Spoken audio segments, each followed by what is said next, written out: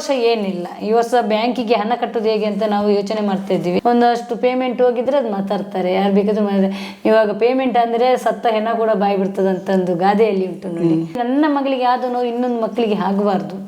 ಇರುವ ಮೊದಲೇ ಜಾಗ ಇದ್ದದ್ದು, ಅದು ಅವಳ ತಂದೆ ಹೆಸರಲ್ಲಿ, ಅವಳ ತಾತನ ಹೆಸರಲ್ಲಿ ಇದ್ದದ್ದು. ಅದರಲ್ಲಿ ಸ್ವಲ್ಪ ನನ್ನ ಹೆಸರಲ್ಲಿ ಬರ್ಕೊಟ್ಟಿದ್ದೆ ಕೂಡ. ನಾವು 8-9 ವರ್ಷ ತೆಕೊಂಡಿದ್ವಿ. ಇಷ್ಟೊಂದು ಮನೆ ಕಟ್ಟಬೇಕಾದ್ರೆ 9 ವರ್ಷ ತೆಕೊಂಡಿದ್ದೀವಿ ನಾವು. ಖಂಡಿತ ಸಾಧ್ಯ ಇಲ್ಲ. ಸೌಜನ್ಯ ಕೇಸ್ ಅಂತೂ ಮುಚ್ಚಲಿಕ್ಕೆ ಸಾಧ್ಯನೇ ಇಲ್ಲ. ಖಂಡಿತ ಇದ್ರಲ್ಲಿ ನ್ಯಾಯ ಸಿಗದಂತ ನಮಗೆ ಭರವಸೆ ಇದೆ. ಗಿಡುಗನ ಜೊತೆ ಸೆಡೆಸುತ್ತ ಗಿಣಿ ನರಳಿತು ಪ್ರತಿಕ್ಷಣವು ಅನುಭವಿಸುತ್ತ ನರ ನರ ನರಕ.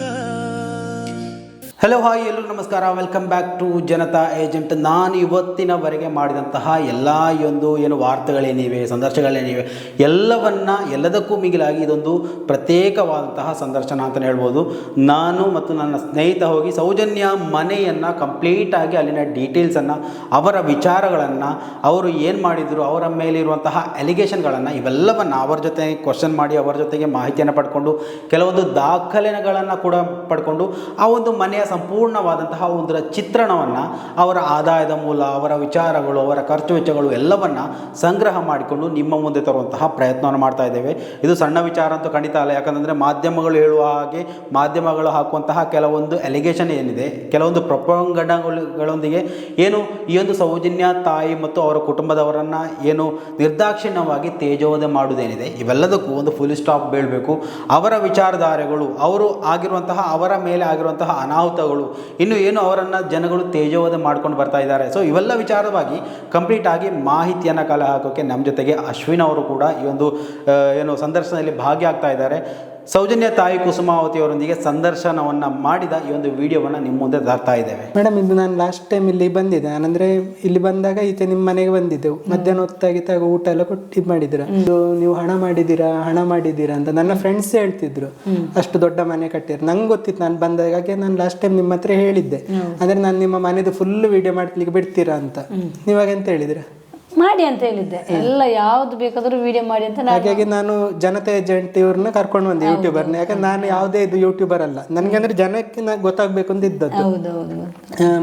ನಿಮ್ದು ಹಸ್ಬೆಂಡ್ ಯಾವಾಗ ತೀರೋದು? ಅವರು ಜನವರಿ 19.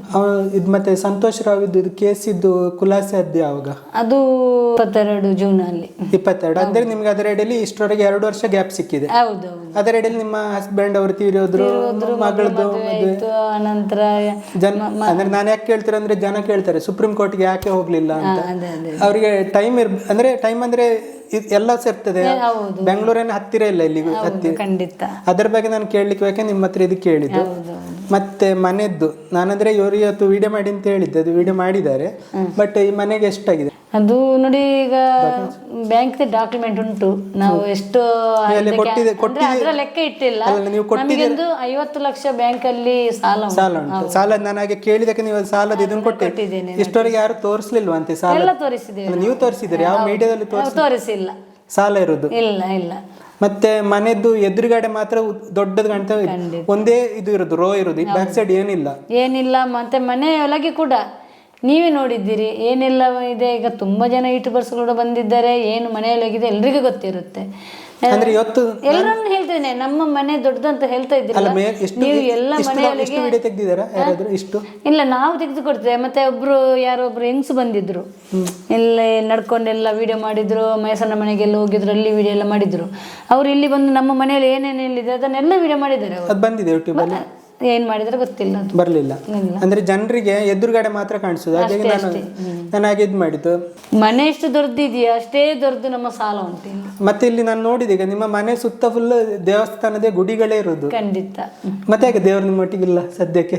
ಖಂಡಿತ ಇರ್ತಾರೆ, ಅದು ಗೊತ್ತಾಗಲ್ಲ. ದೇವರು ಯಾವ ರೀತಿಯಲ್ಲಿ ಬರ್ತಾರೆ ಹೋಗ್ತಾರೆ, ಯಾವ ರೀತಿಯಲ್ಲಿ ನಮಗೆ ಒಂದು ಸಹಾಯ ಮಾಡ್ತಾರೆ, ಅದು ನಮಗೆ ಗೊತ್ತಾಗಲ್ಲ. ಇಷ್ಟು 13 ವರ್ಷ ಒಂದು ಜೀವಂತ ಇರಬೇಕಿದ್ರೆ ಅದು ಆ ದೇವರುಗಳೇ ಒಂದು ಪ್ರೇರಣೆ ಅಂತ ನಾನು ಹೇಳ್ತಾ ಇದ್ದೀನಿ. ನಿಮಗೆ ಇದು SIT ಮೇಲೆ ನಂಬಿಕೆ ಉಂಟಾ?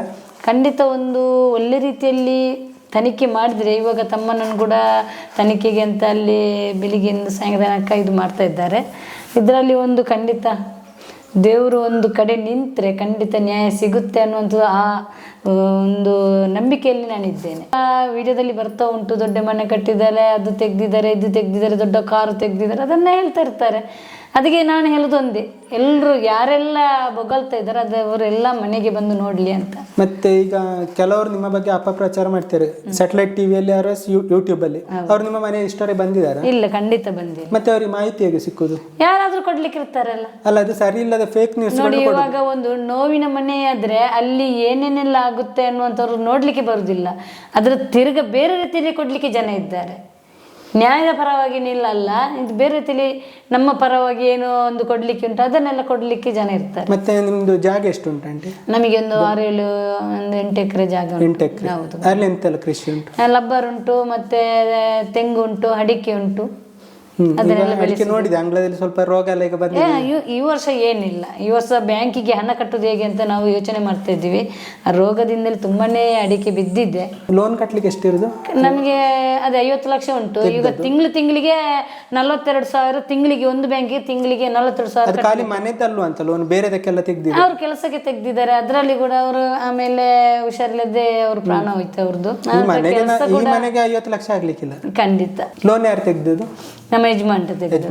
ಈಗ ನೀವು ಕಟ್ತಿದ್ದೀರಿ? ನಾವು ಮಗ ಕಟ್ತಾ ಇದ್ದಾನೆ ಈಗ. ಹೌದು. ಮಗ ಇದ್ದು ಎಂತ ಮಾಡ್ತಿರೋದು? ಮಗ ಈಗ ತಂದೆಯ ಕೆಲಸವನ್ನು PW ಕೆಲಸ ವರ್ಕ್ ಮಾಡ್ತಾ ಇದ್ದಾನೆ. ಮಗ ITI ಓದಿದಲ್ಲ? ITI ಓದಿದ್ದಾನೆ. ಹೌದು. ಮಗಳು ಇಲ್ಲೇ ಸಿವಿಲ್ ಇಂಜಿನಿಯರ್, ಮತ್ತೊಬ್ಳು ಫ್ಯಾಷನ್ ಡಿಸೈನ್ ಮಾಡಿ ವರ್ಕ್ ಮಾಡ್ತಾ ಇದ್ದಾನೆ. ನನ್ನ ಪ್ರಕಾರ ಇಷ್ಟು ಜಾಗದಲ್ಲಿ ಇಷ್ಟು ಮನೆ ಕಟ್ಬೋದು. ಖಂಡಿತ. ಇಷ್ಟು ಕೃಷಿ ಇರುವಾಗ ಅದನ್ನು ಕೂಡ ನಾವು 8-9 ವರ್ಷ ತೆಕೊಂಡಿದ್ವಿ. ಇಷ್ಟೊಂದು ಮನೆ ಕಟ್ಟಬೇಕಾದ್ರೆ 9 ವರ್ಷ ತೆಕೊಂಡಿದ್ದೀವಿ ನಾವು. 1-2 ವರ್ಷದಲ್ಲಿ ಆಗಿದ್ದಲ್ಲ ಈ ಮನೆ. ನಿಮ್ಮದೊಂದು ಮಣ್ಣಿನ ಮನೆ ಅದು ಕೂಡ ಉಂಟು. ಅಂದ್ರೆ ಇವರ ಪ್ರಕಾರ ಇವ್ರದ್ದು ನಿಮಗೆ ನ್ಯಾಯ ಸಿಕ್ಕುವಷ್ಟು ಟೈಮ್ ಅದೇ ಅದ್ರಲ್ಲಿ ಇರ್ಬೇಕಂತ. ನ್ಯಾಯ ಒಂದು ಚಿಕ್ಕ ಮಗು ಆ ಚಿಕ್ಕದಿಂದಲೇ ಚಡ್ಡಿ ಹಾಕೊಂಡು ದೊಡ್ಡದಾದ್ಮೇಲೆ ಅದನ್ನೇ ಹಾಕ್ಬೇಕಂತ ಇವರದೊಂದು ಭಾವನೆಯಲ್ಲಿ. ಅಲ್ಲ, ಮಣ್ಣಿದು ಮನೆ ವಿಡಿಯೋ ಮಾಡ್ಲಿಕ್ಕೆ ಹೇಳಿದೆ ಅವ್ರ ಹತ್ರ, ಗೊತ್ತಾಗ್ಲಿ ಅಂತ. ಅದೇ ಮಾಡಿ ಏನೆಲ್ಲ ನಮ್ಮ ಮನೆಯಲ್ಲಿ ಉಂಟು ಎಲ್ಲವನ್ನು ವಿಡಿಯೋ ಮಾಡಿ ಅಂತ ಎಲ್ಲರ ಹತ್ರನೂ ಕೂಡ ಹೇಳ್ತಾ ಇದ್ದೇನೆ ನಾನು. ಎಲ್ಲರ ಹತ್ರ ನಾನಂದ್ರೆ ಲಾಸ್ಟ್ ಟೈಮ್ ಬಂದಾಗ ಹೇಳಿದೆ, ಆಂಟಿ ಇದು ಮೇಡಮ್ ಬರ್ತೇನೆ ಇದು ನೆಕ್ಸ್ಟ್ ಟೈಮ್. ಹೌದು, ಖಂಡಿತ. ನಿಮ್ದು ಮನೆ ಫುಲ್ ವಿಡಿಯೋ ಮಾಡ್ಲಿಕ್ಕೆ ಬಿಡ್ತೀರಾ ಅಂತ.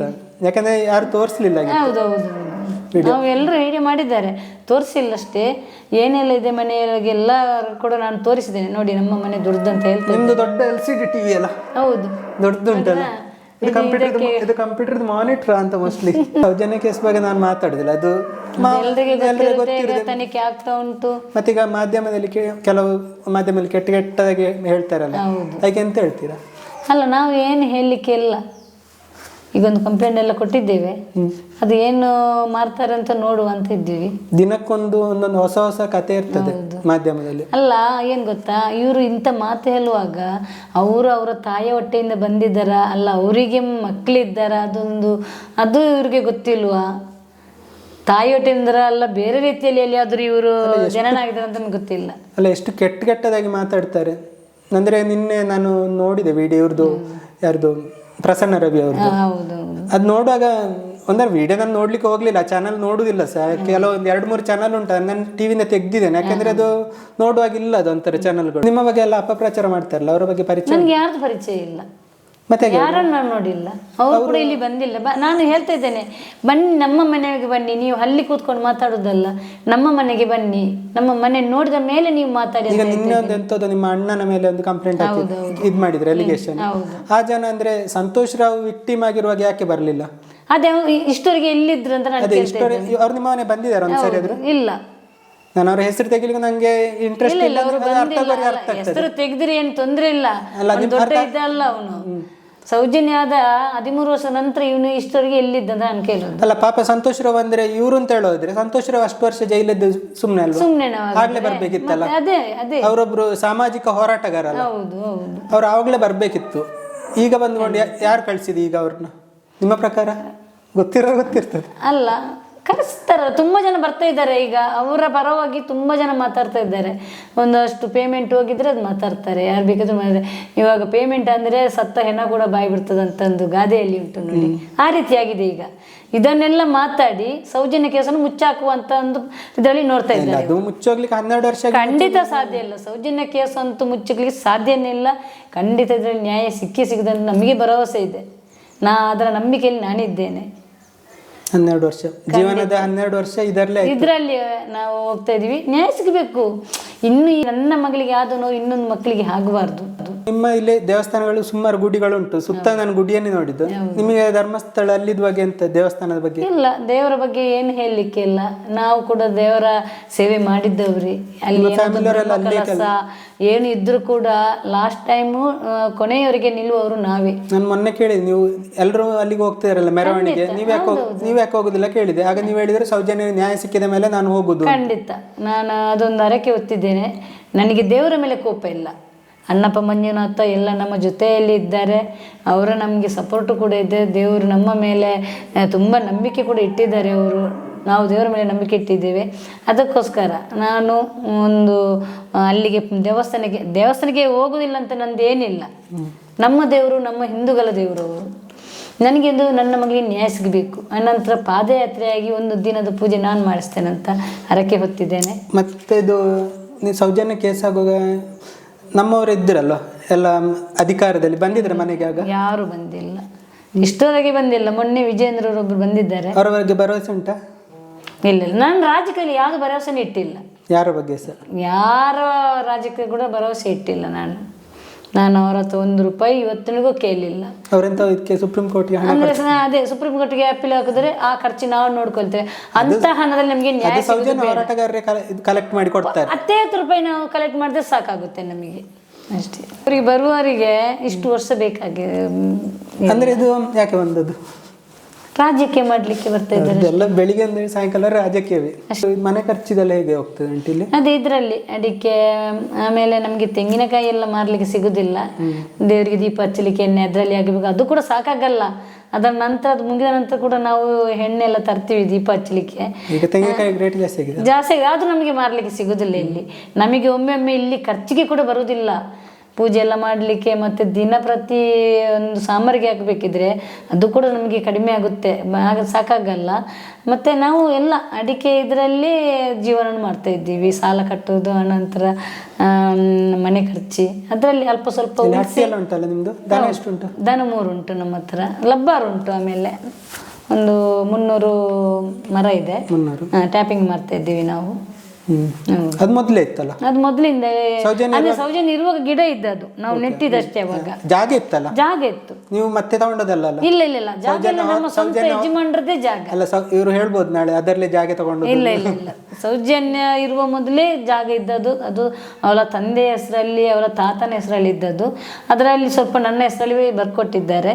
ಅಂದರೆ ಒಂದು ಬ್ಯಾಂಕಿಂದ ಸಾಲ ತಗೊಳ್ಬೇಕಾದ್ರೆ ಎಲ್ಲರ ಹೆಸರಲ್ಲಿ ಕೂಡ ಇವಾಗ ಬೇಕು ಜಾಗ. ಅದಕ್ಕೋಸ್ಕರ ನನ್ನ ಹೆಸರಲ್ಲಿ ಕೂಡ ಜಾಗ ರೆಕಾರ್ಡ್ ಮಾಡಿಸಿದ್ದಾರೆ. ಅವರ ಯಜಮಾನರ ಜಾಗದಲ್ಲಿ ಕೂಡ ಸಾಲ ಇದೆ. ನಮ್ಮ ಮಾವನ ಹೆಸರಲ್ಲಿ ಕೂಡ ಸಾಲ ಇದೆ. ನಮ್ಮ 3 ಜನರ ಇದರಲ್ಲಿ ಬ್ಯಾಂಕಲ್ಲಿ ಸಾಲ ಇಲ್ಲಿ ಕೊಟ್ಟಿದ್ದೀರಾ? ಡಾಕ್ಯುಮೆಂಟ್ ಇದೆ. ನಾನು ಅದಕ್ಕೆ ಹೇಳಿದೆ, ಅಂದ್ರೆ ಯಾಕೆಂದ್ರೆ ನಂದು ಕ್ಲೋಸ್ ಫ್ರೆಂಡ್ಸ್ಗಳು ಹೇಳ್ತಾರೆ, ಅಂದ್ರೆ ಹಣ ಮಾಡಿದ್ದಾರೆ ಅವರು ಇದರ್ಲಿಂದ. ಯಾಕೆ ನಾನದು ಯೂಟ್ಯೂಬರ್ ಅಲ್ಲ, ಯಾವುದೂ ಅಲ್ಲ. ಅಲ್ಲ, ನಾನು ಹೇಳುದು ಎಲುಬು ಇಲ್ಲದ ನಾಲೆಗೆ ಹೇಗೆ ಬೇಕಾದ್ರೂ ತಿರುಗಿಸುತ್ತೆ.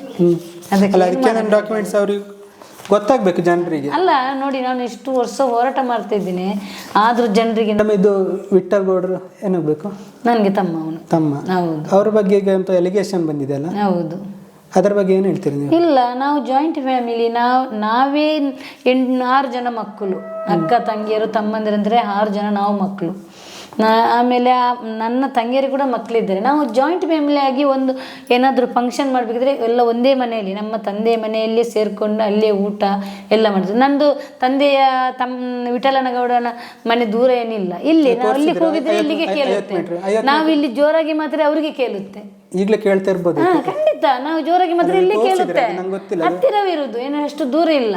ಅವನು ನಾವು ಒಂದು ತಾಯಿ ಮಕ್ಕಳಂದ್ರೆ ಯಾರು ಸಾಧ್ಯ ಇಲ್ಲ ಇರ್ಲಿಕ್ಕೆ, ಅಷ್ಟು ಆ ರೀತಿ ನಾವಿದ್ದೇವೆ. ಮತ್ತೆ ಇಂಥದ್ದೆಲ್ಲ ಅಲಿಗೇಷನ್ ಮಾಡೋರಿಗೆ ಅಂತ ಹೇಳ್ತೀರಾ?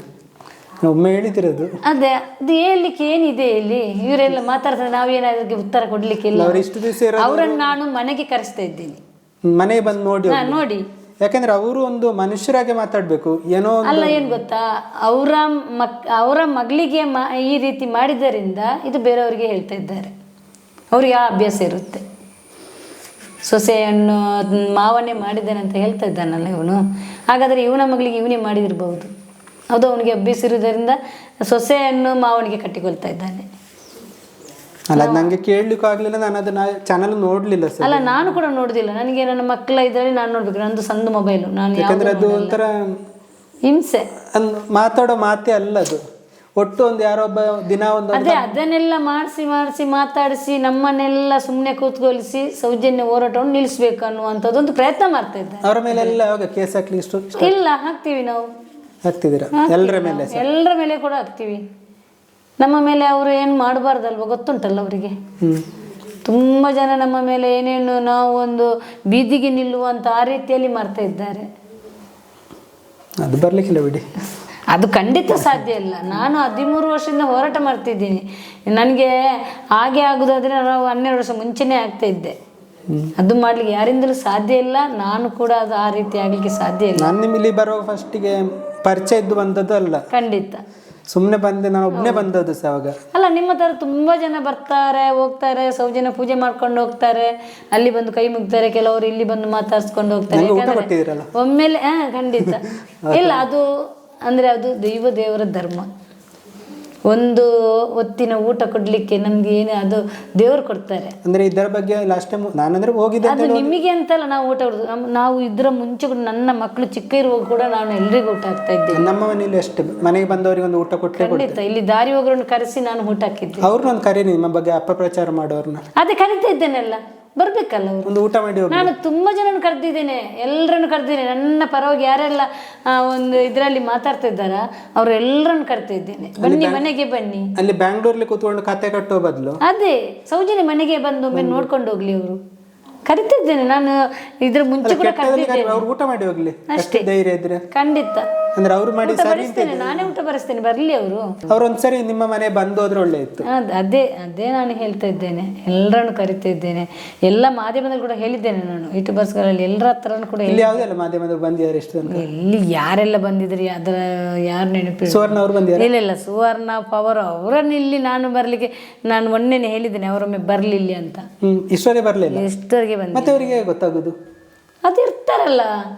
SIT ಅಂದ್ರೆ ಯಾವ ಟೈಪ್? ಅದು SIT ಅವರು ಡೈರೆಕ್ಟ್ ಇವರಿಗೆ ಇನ್ಫಾರ್ಮೇಶನ್ ಕೊಡುದಾ? ಖಂಡಿತ ಇಲ್ಲ. ಅಲ್ಲ, SIT ಆಫೀಸರ್ ಅವರಿಗೆ ಅಲ್ಲ, ಅದರಲ್ಲಿ ಕೂಡ ಅಲ್ಲ, ಟಿವಿಯಲ್ಲಿ ಡೈಲಿ ಬರ್ತದಲ್ಲ, ಹೀಗೆ ಆಯ್ತು ಅಂತ. SIT ಅವರು ಇವರಿಗೆ ಹೇಗಾದ್ರೆ ಇನ್ಫಾರ್ಮೇಶನ್ ಡೈಲಿ ಸುಮ್ಮನೆ ಸುಳ್ಳು ಸುದ್ದಿ. ನಂಗೇನು SIT ಅವರು ಅವರ ಮೇನ್ ಮೋಹಂತಿ ಅವರಿಗೆ ಕೊಡದೆ ಮೋಸ್ಟ್ಲಿ ಇವರಿಗೆ ಕೊಡ್ತಿದಾರ ಅಂತ ರಿಪೋರ್ಟ್. ಅಲ್ಲ, ಅಲ್ಲಿ ಒಳಗೆ ಮಾಡುದು SIT ತನಿಖೆ. ಹೌದು, ಇವರು ಇವಾಗ ನೋಡಿದ್ರೆ ಇವರು SIT ತನಿಖೆ ಮಾಡ್ತಾರೆ. SIT ದಿನ ಸಾಯಂಕಾಲ ಒಳ್ಳೆ ರಿಪೋರ್ಟ್ ಇವರಿಗೆ ಕೊಟ್ಟಾಗ ಆ ರೀತಿ ಆಗ್ತದಂತ ಅರ್ಥ ಆಗೋರಿಗೆ ಅರ್ಥ ಆಗ್ತದೆ. ಮತ್ತೆ ಎಂತ ಹೇಳುದು, ಇನ್ನೆಷ್ಟು ವರ್ಷ ಬೇಕಾಗ್ಬೋದು ನೋಡುವ. ಈಗ ತನಿಖೆ ಆಗ್ತಾ ಉಂಟು, ಎಲ್ಲಿವರೆಗೆ ಮುಟ್ಟಿದೆ ಅಂದ್ರೆ ಒಂದು ನನಗೆ ಒಂದು ಹೇಳಿದ ಪ್ರಕಾರ ಅಂದ್ರೆ ಒಂದು 20-25 ದಿವಸ ಮುಂಚೆ ಸಿಗ್ಬೋದು ಅನ್ನುವಂಥದ್ದು ಒಂದು 2025. ಅಲ್ಲಲ್ಲ, ಇದೇ 20-25ನೇ ದಿನದ ಒಳಗೆ ಒಂದು ತನಿಖೆ, ಒಳ್ಳೆ ರೀತಿ ತನಿಖೆ ಆದ್ರೆ ಖಂಡಿತ ಇದರಲ್ಲಿ ಒಂದು ಯಾರ್ಯಾರೆಲ್ಲ ಅತ್ಯಾಚಾರಗಳಿದ್ರೆ ಅಲ್ಲಿ ಸಿಕ್ಕಾಕೊಳ್ತಾರೆ ಅನ್ನುವಂಥದ್ದು. ತನಿಖೆ ಇವಾಗ ಎಲ್ಲರನ್ನು ಮಾಡ್ತಿದಾರ? ಖಂಡಿತ ಮಾಡ್ತಾರೆ. ಅಲ್ಲಿ ಮಾಡ್ತಾರಲ್ಲ, ಮಾಡ್ತಾ ಇದ್ದಾರೆ. ಅಂದ್ರೆ ಸೌಜನ್ಯ ಪ್ರಕರಣದಲ್ಲಿ ಇರುವವರನ್ನು ಇವತ್ತಿನ ಮಾಡಿಲ್ಲ. ಈಗ ಒಂದು ಬುರುಡಿ ನಡೀತಾ ಉಂಟಲ್ಲ, ಅದಾದ ನಂತರ ಖಂಡಿತ ಈಗ ಚಿನ್ನೆಯನ್ನು ಕೂಡ ಇದರಲ್ಲಿ ಇದ್ದಾನೆ ಅನ್ನುವಂಥ ಒಂದು ಕಂಪ್ಲೇಂಟ್ ಕೊಟ್ಟಿದ್ದೇನೆ. ಅದ್ರ ಪರವಾಗಿ ಆದರೂ ತನಿಖೆ ಮಾಡ್ಬೇಕಲ್ಲ, ನಾನು ಕೊಟ್ಟಿದ್ದ ಕಂಪ್ಲೇಂಟ್ ನಲ್ಲಿ ಒಂದು ತನಿಖೆ ಮಾಡ್ಬೇಕಲ್ಲ. ಅವನೇ ಹೇಳಿದಾನಲ್ಲ. ಹೌದು. ಮತ್ತೆ ಎಣ್ಣೆಗೆ ಕೊಡ್ಬೇಕು ಅಂತ ಹೇಳ್ತಿದ್ದಾರೆ ಕೆಲವರು, ಅದರ ಬಗ್ಗೆ ಅದು ಕೂಡ ಬರಲಿ, ನಮಗೇನು ತೊಂದರೆ ಇಲ್ಲ. ನಮ್ಮ ಎಲ್ಲಾ ಮನೆಯನ್ನು ಅಲ್ಲ, ಅದು ಇಡಿಗೆ ನಿಮ್ಮ ಹಣದ್ದೇನತೆ ಇದ್ರೆ ಇಡಿಗೆ ಬರುದು. ಇದು ಎಣ್ಣೆ ಬರುದು ಅಂದ್ರೆ ಆಂಟಿ ಇದು ದೇಶಕ್ಕೆ ಏನಾದ್ರೆ ಅಗೇನ್ಸ್ಟ್ ಮಾಡಿದ್ರೆ ಬರೋದ್ರೆ ಬರ್ಲಿ ಅಂತ ಹೇಳ್ತಿದ್ದೀರಲ್ಲ ನೀವು? ಖಂಡಿತ ಬರಲಿ, ನಮಗೇನು ಹೆದರಿಕಿಲ್ಲ. ನಾವು ತಪ್ಪು ಮಾಡಿದ್ರೆ ತಾನೇ ನಮಗೆ ಹೆದರಿಕೆ. ನಮ್ಮಲ್ಲಿ ಇರುವುದೆಲ್ಲ ಸತ್ಯಾಂಶವೇ. NIA ಅಂದ್ರೆ ಇವರು BJP ಅವರ ಪರವಾಗಿ ಬರುತ್ತೆ, ಅವರು ಹೇಳಿದಾಗೆ ಇರುತ್ತೆ. ಎಲ್ಲ ರಾಜ್ಯಕ್ಕೆ ಖಂಡಿತ. ಇದ್ರ ಮುಂಚೆ ಆಗಿದ್ದು ಅದೇ ರೀತಿ ತಾನೆ. ಇದ್ರ ಮುಂಚೆ ಕೂಡ ಆಗಿದ್ದು ಸೌಜನ್ಯದಾಗುವಾಗ ಆಡಳಿತ ಇದ್ದದ್ದೇ BJP. ಅವಾಗ ಏನು ಮಾಡಿದ್ರು? ಇವಾಗ 13 ವರ್ಷ ನಂತರ ನಾವು ಇದ್ದೇವೆ ನಿಮ್ಮ ಜೊತೆ. ಎಷ್ಟು ವರ್ಷ ನಾವು ಇದ್ದೇವೆ ಅಂತ ಹೇಳ್ತಾರೆ ಇವರು. ನಿಮ್ಮ ಜೊತೆ ಯಾರೆಲ್ಲ ಇದ್ದಾರೆ ಅಂತ ಅನಿಸ್ತದೆ? ಇಲ್ಲ, ರಾಜ್ಯಕ್ಕೆ ನಮ್ಮ ಜೊತೆ ರಾಜ್ಯಕ್ಕೆ ಬಿಟ್ಟು ಎಲ್ಲಾ ಹೋರಾಟಗಾರರು ಇದ್ದಾರೆ. ತಿಮ್ಮರೊಡಿ ಅವರಿಗೆ, ಗಿರೀಶ್ ಮಠನಾಗಲಿ, ಪ್ರಸನ್ನ ರವಿ ಆಗಲಿ, ತಮ್ಮಣ್ಣ ಶೆಟ್ಟರಾಗಲಿ, ರಾಮ್ಪೇಜ್, ಯೂಟ್ಯೂಬರ್ಸ್ಗಳು ತುಂಬ ಜನ ಇದ್ದಾರೆ. ಎಲ್ಲ ಧರ್ಮದವರು ಇದ್ದಾರೆ. ಖಂಡಿತ ಎಲ್ಲ ಧರ್ಮದವರು ಇದ್ದಾರೆ. ಹಿಂದೂ, ಮುಸ್ಲಿಮು, ಆಮೇಲೆ ಕ್ರಿಸ್ತನ್ ಎಲ್ಲರೂ ಇದ್ದಾರೆ. ಸರ್ವಧರ್ಮ. ಖಂಡಿತ. RTI ಇದೊಂದು ಡಾಕ್ಯುಮೆಂಟ್ ಸಿಕ್ಕಿದೆ, ಅಂದರೆ ಯಾವುದು ಇದರಲ್ಲಿ ಬಂದಿತ್ತು, ಅಂದರೆ ಒಂದು ಸುಮಾರು 500 ಪೇಜಸ್ ಇರ್ಬೋದು PDF. ಅದರಲ್ಲಿ ಬೆಳಿಗ್ಗೆ ಹಣ ಸಿಗ್ತದಂತೆ, ಸಾಯಂಕಾಲ ಹೂತಾಕುದಂತೆ. ಅದಕ್ಕೆ ಯಾಕೆ ಅದ್ರ ಬಗ್ಗೆ ಇನ್ವೆಸ್ಟಿಗೇಷನ್ ಇಲ್ಲ, ಅವರನ್ನು ಕೂಡ ತನಿಖೆ ಮಾಡ್ತಾರೆ. ಅಂದ್ರೆ ನೋಟಿಸ್ ಎಲ್ಲ ಕೊಟ್ಟಿದ್ದಾರೆ. ಮತ್ತೆ ಪಂಚಾಯತಿದು ಅವಾಗ ಯಾರೆಲ್ಲ ಇದ್ರು ಅವರನ್ನೆಲ್ಲ ಕರೆಸಿದ್ದಾರೆ.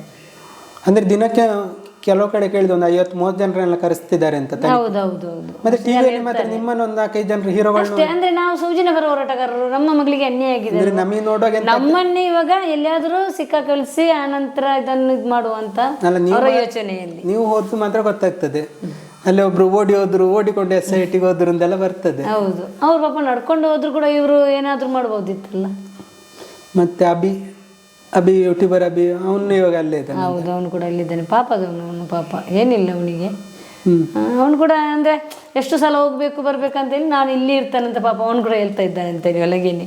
ಇಲ್ಲಿ ನನ್ನ ಕೇಸ್ ಎಲ್ಲಿ ತನಕ ಮುಗಿಯುತ್ತೋ ಅಲ್ಲಿವರೆಗೆ ನಾನು ಇಲ್ಲಿ ಇರ್ತೇನೆ ಅಂತ ಹೇಳ್ತಾ ಇದ್ದಾನೆ. ನಿಮ್ಮ ಸೈಡ್ ಇದು ಸೌಜನ್ಯ ಸೈಡ್ ಇಂದ ಒಂದು ಜಗದೀಶ್ ಅಂತ ಹೇಳಿ ಗೊತ್ತುಂಟು, ನೋಡಿದ್ದೆ ನಾನು.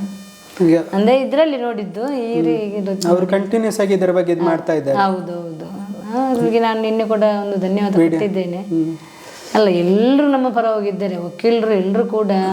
ಒಂದು ಯಾವುದು ಬೇಕಿದ್ರೂ ನಾವು ಒಂದು ನಿಮಗೆ ಧರ್ಮಕ್ಕೆ ಮಾಡಿಕೊಡ್ತೇವೆ ಅನ್ನುವಂಥದ್ದು ತುಂಬ ಜನ ವಕೀಲರಿದ್ದಾರೆ. ಇಷ್ಟವರೆಗೆ ಯಾರೂ ಹಣ ತಗೊಂಡಿಲ್ಲ, ಇನ್ನೂ ಕೂಡ ಇದ್ದಾರೆ ನಮ್ಮ ಜೊತೆ ಪರವಾಗಿ. ಸೌಜನ್ಯಗಿಂದು ನ್ಯಾಯ ಸಿಗಬೇಕು, ಅದರ ಎಲ್ಲ ಇದು ಮಾಡುವುದನ್ನು ನಾವು ನಿಮಗೆ ₹1 ಯಾವುದು ತಗೊಂಡಲ್ಲ ಅಂತ ಅವ್ರು ಹೇಳಿದ್ದಾರೆ.